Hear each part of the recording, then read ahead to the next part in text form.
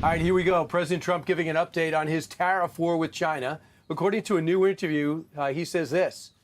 Trump says China's President Xi has called him and that his administration is in active talks with the Chinese to strike a deal.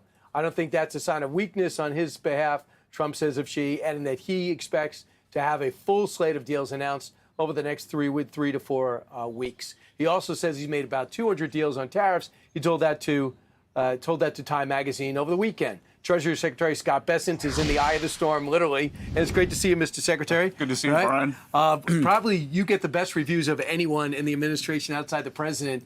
Your thoughts about the U.S.-China standoff right now? Well, Brian, first of all, it's all the president, especially on the 18 important trading partners.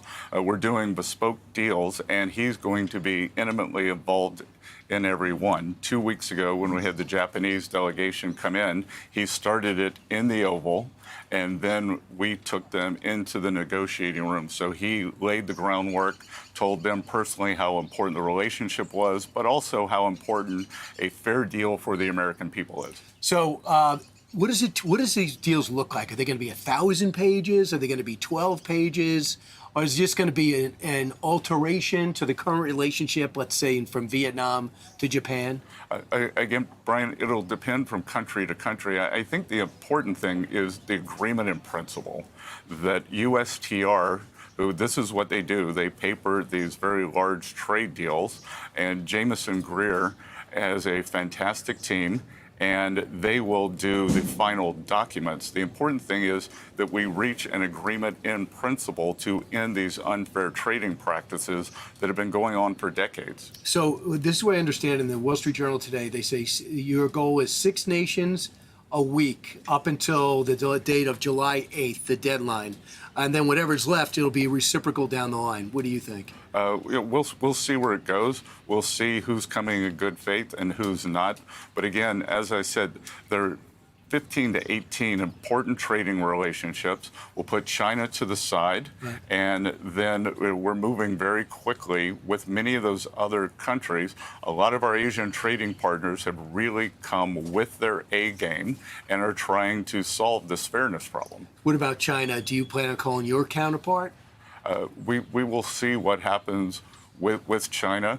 That it's important. I think it's unsustainable from the Chinese side. So maybe they'll call me one day. The WTO says trade could dip 80% between the U.S. and China if something doesn't happen quickly. Do you see it that way? Well, look, that's why I believe it's unsustainable, because they sell to us 5 times more than we sell to them, and we are a crucial part of their business model. So selling cheap, subsidized goods into the U.S. is crucial for the Chinese economy. I believe we're already seeing a slowdown there. The government's trying to take measures counter-cyclical to help the economy. So, Brian, in the history of trade negotiations or trade slowdowns, it is the surplus country that always loses the most. And, we have a huge deficit. Currently, right now, are you worried about empty shelves? Because they say that a lot of these, the supply lines and the cargo ships are being held up. A lot of people are saying, turn it around with the tariffs this high. I don't want the product. Are you worried about empty shelves? Not at present. We have some great retailers. I assume they pre-ordered. I think we'll see some elasticities. I think we'll see replacements.